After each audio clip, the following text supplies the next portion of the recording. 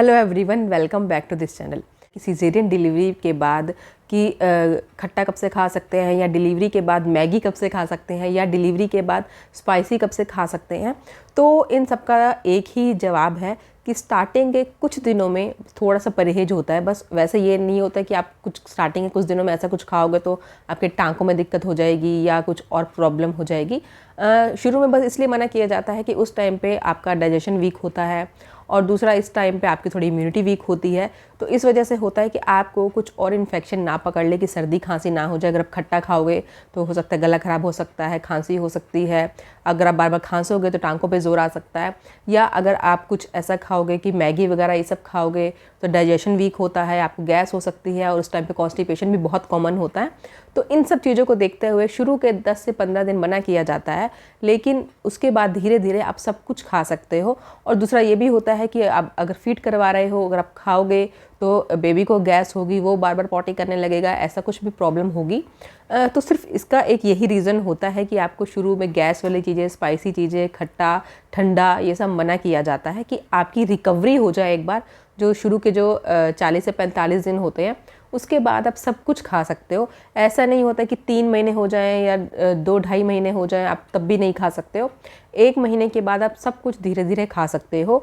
बाकी जो लड्डू होते हैं या गुड़ वाले लड्डू, पंजीरी, ये सब जो भी ड्राई फ्रूट लड्डू हो, ये सब होते हैं, वो आप 10 से 12 दिन के बाद, डिलीवरी के बाद, जो मेरी डॉक्टर ने मुझे सजेस्ट किया था कि 10 दिन के बाद से आप सब कुछ धीरे धीरे खाना शुरू कर सकते हो। तो ये जो कमेंट्स मेरे पास बार बार आ रहे थे, तो मैंने सोचा इनका सबको मिला करके एक ही वीडियो में कर देती हूँ कि जो भी आपका मन करता है आप वो सब खा सकते हो।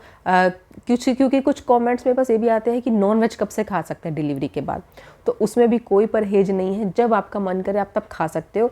शुरू में बस ये होता है कि आप थोड़ी थोड़ी क्वांटिटी लो, उससे धीरे धीरे आप शुरू करो।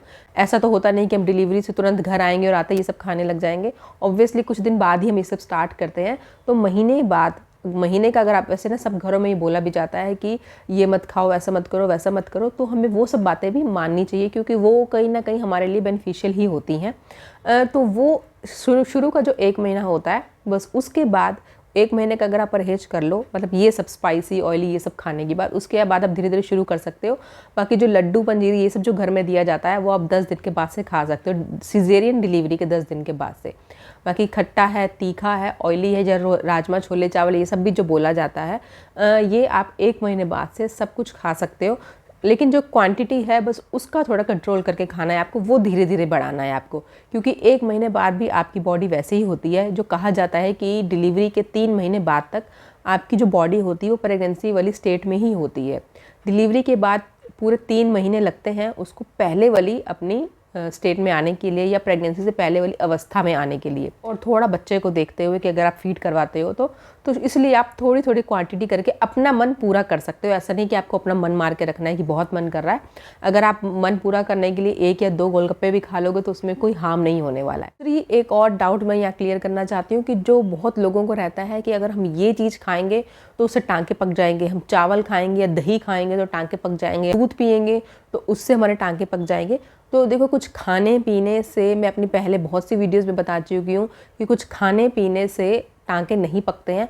ये जो एक बात है मैंने अपने डॉक्टर से क्लियर की थी कि ये खाने से क्या होता है, जो मना किया जाता है घर पे, तो हम अगर खा लेंगे तो क्या होगा कि टांकों में कुछ प्रॉब्लम हो जाती है। तो मेरे डॉक्टर ने क्लियर मना किया था कि कुछ खाने पीने से ऐसा नहीं कि अगर आप कुछ खाओगे पेट में जाएगा तो वहाँ से निकल के टांकों में आ जाएगा, ऐसा कुछ नहीं होता है। कुछ खाने पीने से कभी टांके नहीं पकते हैं।